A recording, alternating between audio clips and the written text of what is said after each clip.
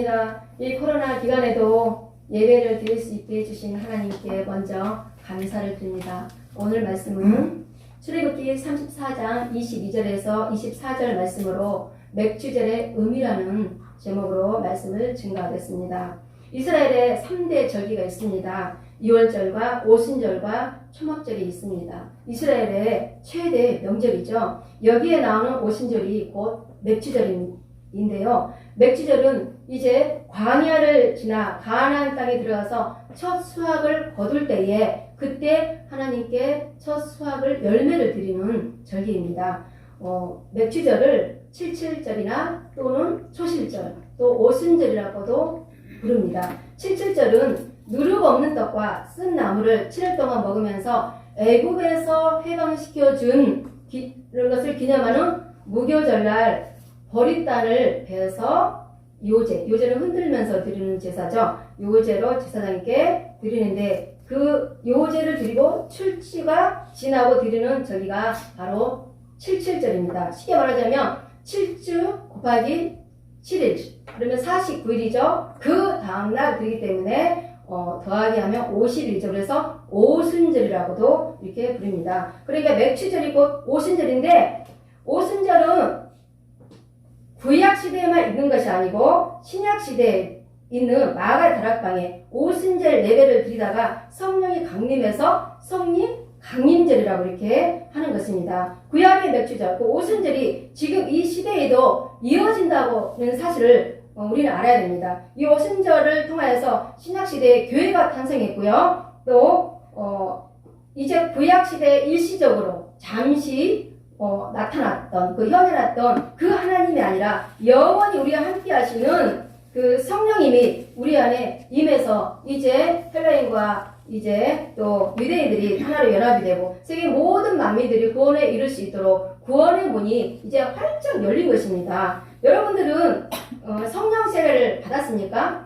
예, 성령 세례는 받은 자만 알겠지요. 먼저 교회를 다니고 하나님 믿기로 작정했을 때 물의 세례를 받죠. 물 세례는 주의 종에게 받지만 성령 세례는 주의 종이 줄 수가 없는 거예요. 성령이 임해서 성령 세례를 받기 때문에 성령 세례를 받은 자들 통해서 거듭난 인생을 살게 하시고 그 거듭난 인생을 통해서 하나님은 그들 통하여서 하나님의 영역 안에서 일을 해 가시는 분입니다. 우리 인간은 무엇을 소유했느냐가 중요한 것이 아니라 내가 누구를 만났느냐, 누구를 소유했느냐가 가장 중요하고요. 행복의 척도가 되어야 할 줄 믿습니다. 성령의 지배 아래, 성령의 법도 아래 사는 자들은 성령 세례를 받은 자들이에요. 우리는 지금 우리가 하나님 믿고 이게 경배한다고 예배를 드리지만 이 세상 살아가고 있지만 성령의 지배를 받고 성령의 그 법도 안에 우리가 살아가고 있는지 다시 한번 생각해 볼 수 있는 저와 여러분들이 되기 원합니다. 하나님의 법도는 세상과 다릅니다. 세상의 법도는 열심히 충성하고 열심히 내 힘으로 노력해서 돈을 벌어서 잘 먹고 잘 살고 재산을 증식하고 내가 사회에 좋은 일도 하면서 이렇게 살고 있지만 하나님의 법도는 내가 하나님 말씀에 순종하느냐 안 하느냐 거기에 달려 있습니다. 예, 하늘문에 이런 것은 믿음만 있다고 되는 거 아니에요. 열심히 한다고 되는 거 아니에요. 하나님의 법도에 순종해 나아가는 자들은 하늘문을 여는 자들이에요. 이 하늘문을 여는 것은 우리가 하나님 앞에 순종하는 것이기 때문에 우리가 이 하늘문만 열면 하늘 보호의 창고가 쏟아지는 것입니다. 사람들은 이걸 모르고 하나님께 그냥 어떤 율법을 지키고 내가 열심히 살고 죄 안 짓고 그런 거에만 집중한단 말이에요. 우리는 하나님 믿는 자로서 하나님의 이 율법을 통하여서 우리에게 원하는 것이 무엇인지 알아야 됩니다. 이 절기를 지키라는 것도 곧 순종을 뜻하는 거예요. 너희들이 하나님 앞에 나아올 때 너희들이 나와 하나가 되고 내가 너희들을 만날 때 하나의 방법이 있다. 그거는 너희들이 하나님 앞에 드리는 이 제사다. 그런 뜻인데 이제 이 절기라는 것은 1년에 3번 이렇게 드리면서 하나님 앞에 대행사처럼 축제처럼 기뻐하며 즐거워하며 나아오라는 거예요. 우리도 명절 때 아무것도 하지 않고 직장도 안 가고 회사도 쉬고 부모님께 인사하러 가고 또 선물 사가지고 가고 그것이 명절이지 않습니까? 그런 것처럼 아무것도 하지 않고 하나님을 기뻐 경배하는 그런 날이 꼭 이렇게 큰 절기입니다. 출애굽기 20장을 보면 처음 율법을 받을 때 그 돌판에 새길 때 하나님께서 나는 너를 애굽 땅 종되었던 집에서 인도해 내 하나님 여호와니라 이렇게 말씀했어요. 근데 오늘 본문 말씀은 출애굽기 34장이에요. 이 34장은 어떤 말씀이냐면 이제 화가 나서 모세가 돌판을 던져버리고 깨지고 이제 다시 하나님이 두 번째 돌판을 이제 주는 장이 34장이에요. 그런데 그냥 주지 않아요. 뭐라고 주냐면 나는 자비롭고 은혜롭고 노하기를 더디하고 인자와 진실이 많은 하나님이라 이렇게 모세에게도 백성에게도 다시 한번 이렇게 기회를 주시는 것. 내가 너희와 함께 하겠다. 이제 다시 너희들에게 율법을 말씀을 주고 너희들이 이 율법의 말씀을 지켜 행하면 아무 나라에도 한 번도 행하지 않은 이런 이적을 너희 백성들 전체에게 행하리라. 이러면서 이제 율법을 다시 주는 것입니다. 그래서 하나님은 이렇게 조건부예요. 그냥 주는 것이 아니에요. 네가 순종을 하냐? 그러면 내가 너희들 통해서 이적을 베풀어서 전체 백성들에게 정말 한 번도 행하지 않은 것을 행하겠다.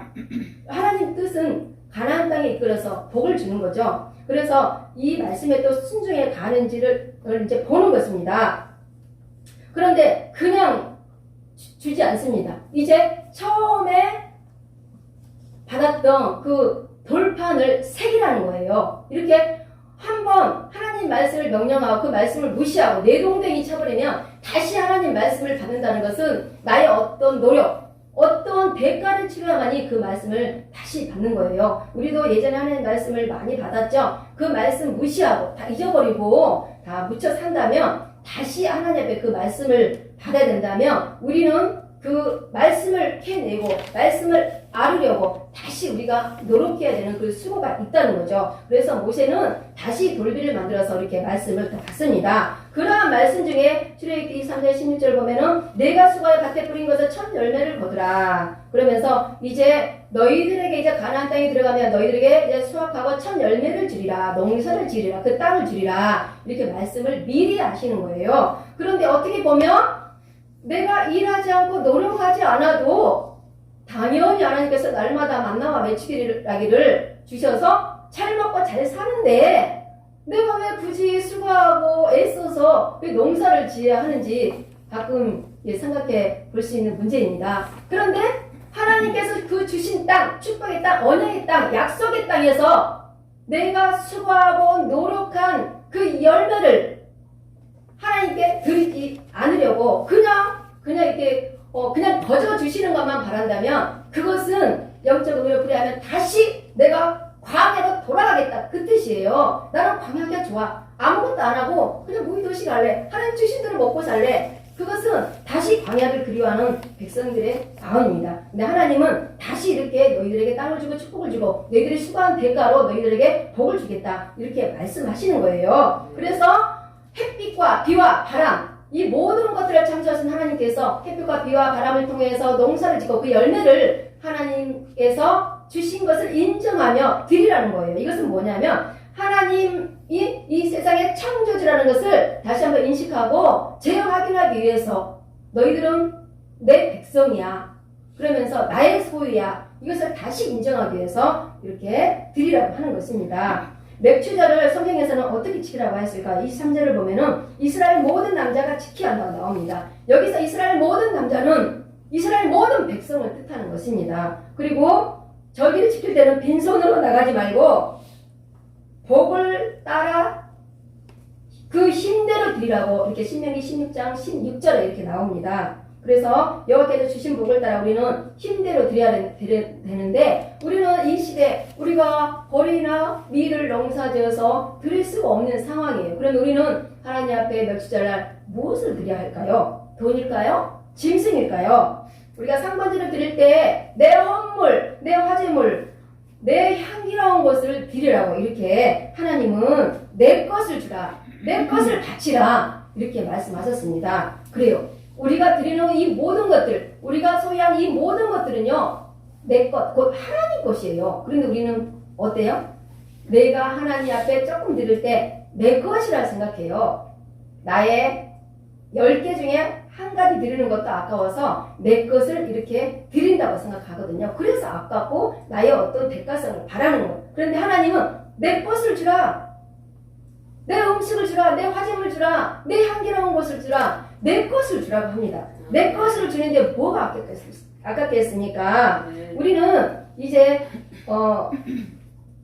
우리가 맥주절날 고려와 밀은 드리지 못할지라도 우리가 하나님 앞에 우리의 마음과 우리의 정성, 우리의 온 힘을 다해서 하나님께 우리의 자신을 드릴 수 있는 우리가 되길 원합니다. 우리의 생명을 드릴 수 있는 우리가 되길 원합니다. 오늘 정식 메뉴는 보리밥입니다. 오늘 맥주절이라서 보리밥을 이렇게 처음 했습니다. 보리밥을 좋아하십니까? 어릴 적에 저희 어머니가 새벽에 일어나면은 아버지 밥은 가운데 쌀밥을 담고요. 또 자식들은 쌀과 보리를 섞어서 먹었던 기억이 납니다. 지금 어른이 되어 생각해보니까 쌀밥은 성인병을 일으키는 밥이고요. 또 보리밥은 웰빙밥, 성인병을 예방해주는 그런 밥인 것을 어른이 되어서 알았습니다. 여러분들도 성인병 예방하기 위해서 햄미밥이나 보리밥을 많이 드시기 바랍니다. 하나님은 영이신데 왜 보리밀 이렇게 소재물을 이렇게 달라고 할까요? 그것을 먹기 위해서 달라고 할까요? 하나님은 그들이 그때 당시로서는 그들이 드린 그 첫 열매, 가장 소중하고 가장 좋은 것, 가장 복된 것을 하나님 앞에 먼저 드리라는 거예요. 먼저 무슨 일을 할 때 먼저 하나님을 생각하고 하나님 입장에서 생각하고 하나님의 우선순위를 생각해라. 그런 뜻이에요. 우리가 무슨 일을 하든 이 세상을 살든 가정에서도 교회에서도 직장에서도 사회에서도 우리가 무엇을 하든지 먼저 하나님 입장에서 생각하고 행동하는지 우리는 우리의 삶을 다시 한번 되돌아볼 수 있는 저와 여러분들이 되길 원합니다.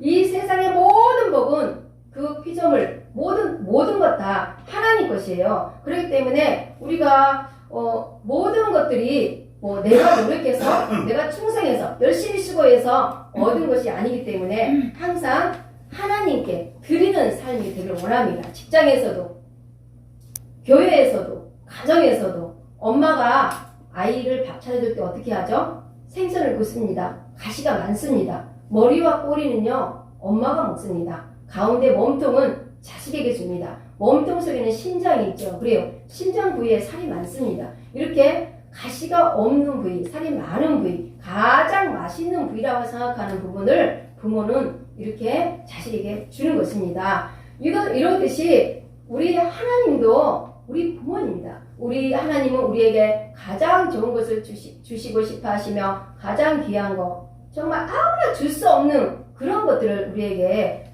주고 싶어 하십니다. 그런데 우리는 어때요? 우리는 정말 생선의 머리, 꼬리 그런 것만 준단 말이에요. 몸통은 내가 먹는단 말이에요. 그래서 우리가 하나님을 섬길 때 내가 첫 번째로 어떻게 행하는지 우리 자신을 다시 한번 깨달아보는 저와 여러분들이 되길 원합니다. 아브라함은 가장 사랑하는 백세에 얻은 그 이삭을 드리죠. 그 뜻이 뭐예요? 나의 생명까지 드렸다는 거예요. 그것을 인정해서 열국의 아비가 되는 것입니다. 그리고 하나님의 아들 예수님은 죽기까지 우리 인간을 사랑하셔서 자기의 생명을 드림으로 말미암아 온 세상에 구원의 문이 이렇게 열렸습니다. 사도 바울도 생명의 이역 가운데서도 로마까지 복음을 전한 것은 자신의 생명을 드린 것이고 자신의 생명을 드렸기 때문에 지금 성령을 받은 우리가 예수 그리스도를 전하게 된 것입니다. 오늘 본문 말씀 24절 보니까 내가 이방 나라들을 내 앞에서 쫓아내고 내 지경을 넓히리니 내가 매년 3번씩 여호와 내 하나님을 뵈려고 올 때에 아무도 내 땅을 탐내지 못하리라. 아멘. 절기 중에 가장 첫 절기는 안식일입니다. 하나님이 창조하신 모든 피조물을 우리 인간에게 주시며 이제 제7일에 안식하라고 이렇게 하나님과 교제하기를 원하셔서 절기를 주셨는데 이제 3대 절기는 이제 1년에 3번은 꼭 나에게 필수적으로 예물을 가지고 하나님을 기뻐하는 마음으로 즐거워하는 마음으로 자원하는 마음으로 힘껏 드리는 마음으로 나오라. 그것입니다. 예, 우리가 매일 상번제 2번씩 드리고 매주 주일 예배 드리고 그런데도 1년에 7대 절기를 드리고 또 필수적으로 꼭 드려야 되는 아주 큰 명절, 이 3대 절기를 또 요구하는 거예요. 하나님은 왜 이토록 이 많은 절기를, 예배를 이렇게 원하실까요? 하나님은요, 우리 인간의 연약하고 부족한 이 젖상인 것을 너무나 잘 아시는 분이에요.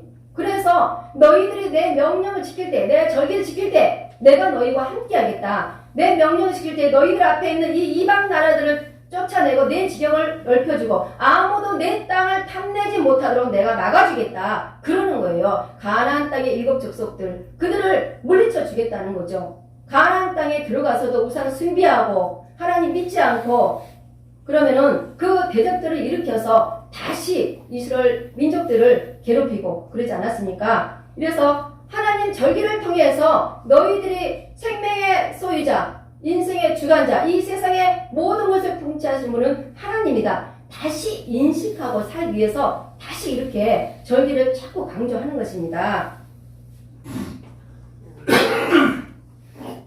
이 코로나, 이 문제도요, 하나님께서 이 세상 모든 만민들에게 지금 재앙을 내린 거예요. 얼마나 심각한지 모릅니다. 16세기에 마야 잉카 제국이 2천만 인구가 있었는데 그때 천연두가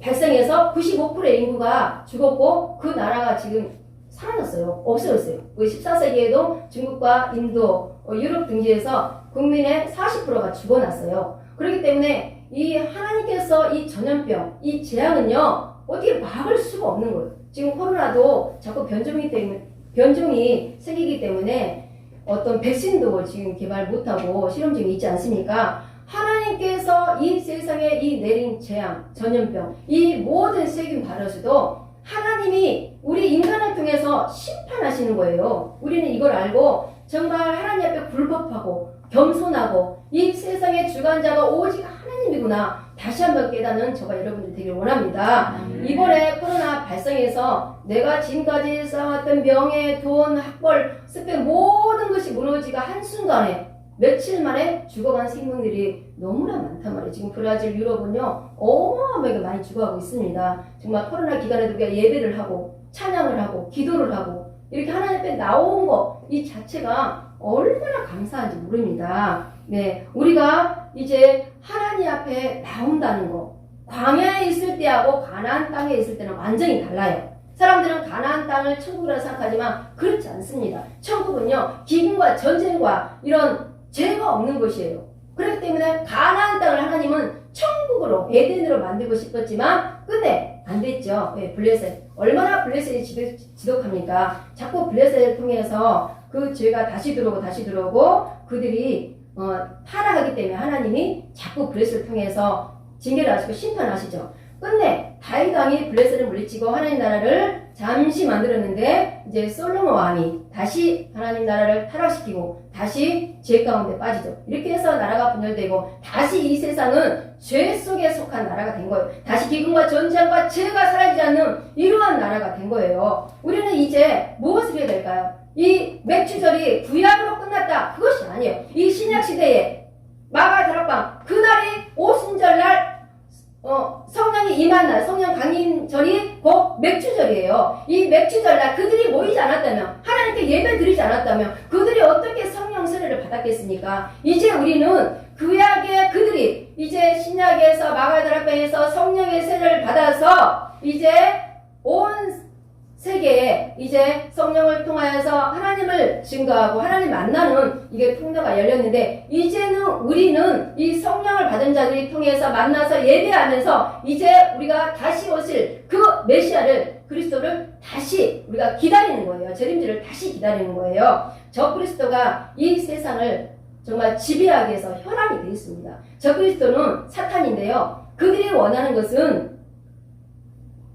세계 단일 정부를 만드는 것이 목적입니다. 이런 코로나 바이러스, 세균 바이러스가 이제 한 3번 정도 더 터지면요. 이제 모든 정부가 마비되고 그들이 원하는 단일 정부가 이제 되는 것입니다. 그래서 각 나라마다 그들이 지배하고 하나님을 이제 초월해서 그들이 하나님을 아래에서 자기들이 조종하는 그런 시대가 오는 것입니다. 우리는 이제 맥주절이 이제 신약에서 성령이 임했고 우리는 또 이렇게 예배 드리면서 저 그리스도를 우리가 이겨내야 할 줄 믿습니다. 하나님 나라를 우리가 다시 지켜야 돼요. 이미 하나님 나라는 이 땅에 도래해 있습니다. 그러한 하나님의 나라를 우리가 지키는 것은 우리가 이 절기를 기억하고 이 절기를 통해서 하나님을 다시 인식하고 하나님께 다시 나오고 하나님이 이 세상의 주인이고 통치하시는 분이구나, 창조자구나 다시 선포하는 길밖에 없습니다. 우리는 이 악한 영들의 대적에서 우리가 다시 한번 이 하나님 나라를 지켜가는 용사로 우리가 우뚝 서기를 원합니다. 아멘, 할렐루야. 그래서 다시 전쟁과 기근과 죄와 죽음이 없는 새하늘과 새 땅에 들어갈 자들을 예비하시는 하나님의 놀라운 계획 속에 우리가 살고 있다는 것을 잊지 마시고 이 맥주절의 의미를 해마다, 달마다, 매일마다 감사하며 사는 저와 여러분들이 되길 원합니다. 우리의 생명을 다해 하나님께 예배하는 자가 되어 줄 믿습니다. 우리가 이러한 예배를 드릴 때 히브리서 1장 14절에 나오는 부리는 영혼 천사들이 이 구원받을 이런 예비된 그들을 위해서 악한 영들과 싸워서 이겨주는 거예요. 그들이 싸워서 우리를 대적해서 우리가 승리할 수 있도록 그들이 우리를 지켜주고 보호해 주는 거예요. 그래야만 우리가 적그리스도를 이기는 거예요. 이러다가는 우리는 정말 적그리스도에게 넘어가서 이 세계 정부가 정말 이 하나님 나라를 완전히 통치해버리고 삼켜버리는 그런 세계가 될 수 있다는 거죠. 그래서 가장 중요한 것이 뭐냐면 각 나라의 지도자들이에요. 각 나라의 왕들을 하나님이 구약에 그렇게 42명이나 세웠지만 다 친정 정치가 아니라 왕정 정치를 통해서 다 무너졌잖아요. 그런데 이 각 나라, 이 세계 모든 민족들의 왕들, 지도자, 대통령 그들이 하나님을 경배하고 하나님을 정말 사랑하는 그들이 세워진다면 이 세상은 하나님이 다시 한번 기회를 주신다는 거죠. 그래서 요단강 건널 때 가장 먼저 건너는 자가 제사장들이에요. 제사장들은 법궤를 보고 먼저 건너가고 백성들은 좀 더 늦게 건너오지 않습니까? 그래서 예배자, 또 말씀 전하는 자, 찬양 인도자, 또 이곳에서 강단에서 예배 인도자들은 요단강을 건너는 사명이에요. 건너게 해주는 사명이에요. 그래서 항상 1시간, 2시간 일찍 와서 성령으로 기도하고 하나님 내가 이 시대를 정말 살려내는 사역자들이 되길 원합니다. 하나님 생명을 건져내는 사역자들이 되길 원합니다. 하나님 내가 무언가 되려고 하는 그런 사역자가 아니라 하나님 시키는 대로 순종하며 나아가며 복종하며 한 생명이라도 구원의 역사를 이룰 수 있는 그런 하나님의 거룩한 성령에 동참할 수 있는 그런 성령의 사역자들이 되길 원합니다. 기도하며 예배를 드리는 거예요. 이 예배가요 그냥 형식적으로 습관적으로 무슨 날이니까 주일이니까 어떤 절기니까 예배 드리는 게 아니에요. 예배를 드리면요 하나님의 모든 권세 모든 능력 그것이 다 임하는 거예요. 하나님 아래 사탄 마귀가 있는 거예요. 그들을 권세를 이기게 해주는 게 예배. 예배는 하나님의 영이 임해서 하나님의 거룩한 영이 그들을 이겨내고 우리 인간들이 하나님께 나아가도록 그렇게 다 막아주는 거예요. 그래서 우리가 예배를 통해서 열문이 열리는 거예요. 목사나 전도사나 강도사나 이 모든 중직자들, 권사나 장로들도 다 이 예배를 통해서 세워진 자들이에요. 그냥 세상에서 먹고 놀고 자기 일하면서 세워진 자들이 아니에요. 하나님께 주신 이 직분, 이 사명들을 잘 감당하기 위해서 우리는 예배 드리는데 이 절기 드리는데 끝까지 생명을 다해서 지키는 저와 여러분들이 되기를 이 시간 축원합니다. 할렐루야.